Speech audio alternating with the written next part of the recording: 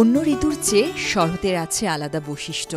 প্রায় পুরোটা জুড়েই থাকে কাশফুল। গ্রাম শহর সবখানে আবেশ ছড়ায়।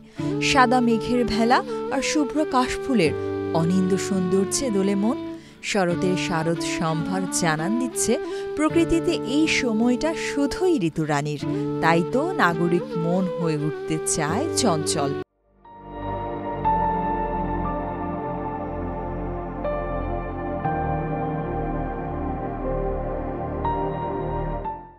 ভাদ্র শেষে আশ্বিন আসে, প্রকৃতি ছেয়ে যায় সাদা শুভ্রতায়। আকাশ অমল নীল নির্মল, পেঁজা পুঞ্জ সাদা মেঘ ভাসে।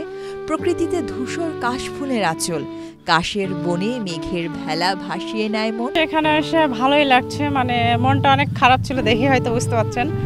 তো কাশফুল দেখে আর সুন্দর বাতাস দেখে মন অনেক ভালো হয়ে গেছে। দুর্গাপুজো আর আমাদের এটা উৎসব, আর এই সময় এটা শরৎকালে পড়ছে আর কি। তো এই সময়ে কাশফুল পাওয়া যায়, আর এটা দুর্গাপূজার একটা মানে ভাইব হিসেবে কাজ করে। তো সেই জন্য এখানে ছবি তুলতে আসা। খুবই ভালো লাগতেছে, আসলে আসছি সুন্দর কাশবন, ফুল ফুটে আছে সাদা, আর আসে খুবই ভালো লাগতেছে, ছবি তুলতেছে। শরৎ বাংলার ঋতু পরিক্রমায় সবচেয়ে মোহনীয় ঋতু। শরতের মোহিত রূপ নিজ চোখে না দেখলে বোঝাই যায় না। ভিউটা অনেক ঘোরার জন্য একটা ভালো একটা জায়গা, বা যতটুকু ছবি বা মনোরম একটা পরিবেশ আছে, ফ্যামিলি নিয়ে মতো আসা যাবে এখানে আর কি। প্রচুর পরিমাণে কাশফুল হয়, দূর দূরান্ত থেকে অনেক মানুষ এসেছে, তাই আর কি আমরাও এসেছি দেখতে। এই মনোরম সুন্দর স্নিগ্ধ শরৎকালে সবচেয়ে যেটা সব সৌন্দর্য সেটা হচ্ছে কাশফুল।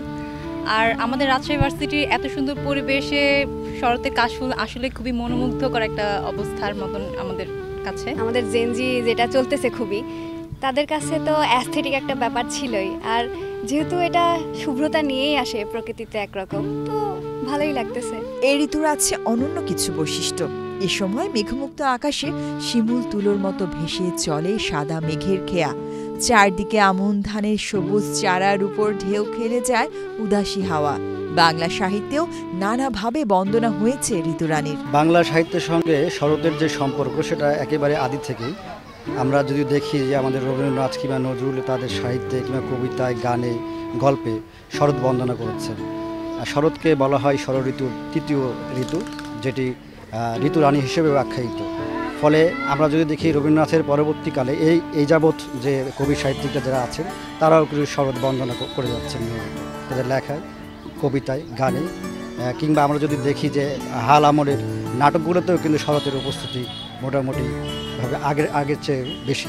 সত্যজিৎ রায় যে পথের পাঁচালীর কথা যদি আপনি চিন্তা করেন, যে ছোট দুই ভাই বোন অপদুর্গা সেখানে ছুটাছুটি করছে, আপনি ব্যাকগ্রাউন্ডে দেখতে পাবেন যে কাশফুল। আসলে কাশফুলের এই বিষয়টা শিল্প, সাহিত্য, চলচ্চিত্র প্রতিটা ক্ষেত্রেই প্রতিবিম্বিত হওয়ার একটা হয়ে আসছে, এটা আমরা দেখে আসছি।